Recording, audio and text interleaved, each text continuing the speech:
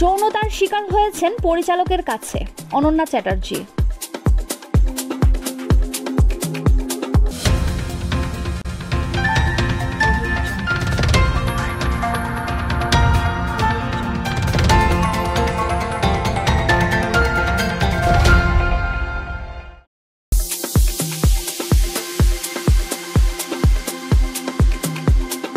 যৌনতার শিকার হয়েছেন পরিচালকের কাছে অনন্যা চ্যাটার্জি।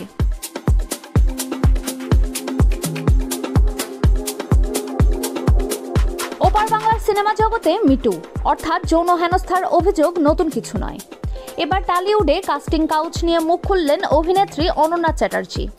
আনলেন এক পরিচালকের বিরুদ্ধে বিস্ফোরক অভিযোগ।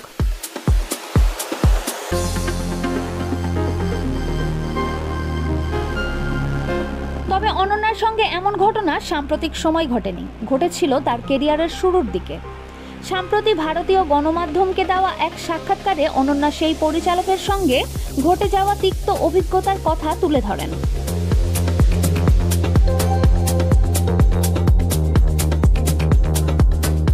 অনন্যা জানান, তখন অভিনেত্রীর বয়স মাত্র 19।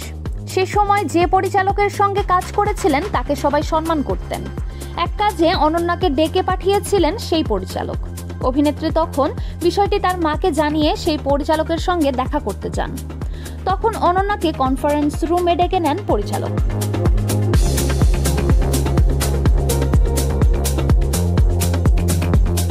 সেখানকার ঘটনা তুলে অনন্যা বলেন, উনি আমায় প্রশ্ন করেন, তোমার ভাইটাল স্ট্যাটিস্টিক কত? আমি পাল্টা প্রশ্ন করি, কেন বলুন তো? উনি বলেন, তোমার স্ক্রিনে কেমন দেখাবে সেটা জানতে চাই।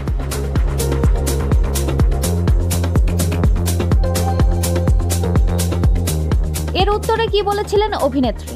অনন্যা স্পষ্ট জানিয়ে দিয়েছিলেন, তিনি বড় পরিচালক প্রযোজক হয়েও যদি তাকে পর্দায় মানাবে কিনা না বোঝেন, তাহলে তার পরিচালক হওয়াই উচিত নয়।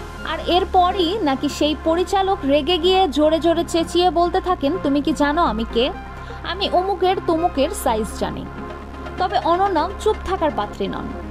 তিনি উত্তর দিয়েছিলেন, এই ঘর থেকে বের হওয়ার পর বুঝবেন আমি কে।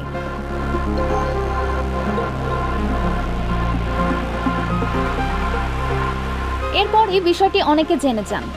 পরে অবশ্য ওই পরিচালক প্রযোজক ফোন করে অনন্যা ও তার বাবা মায়ের কাছে ক্ষমা চান।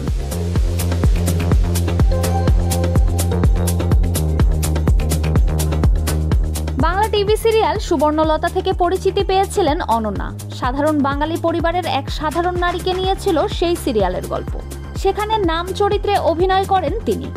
দর্শকদের কাছে জনপ্রিয়তাও পান ব্যাপক।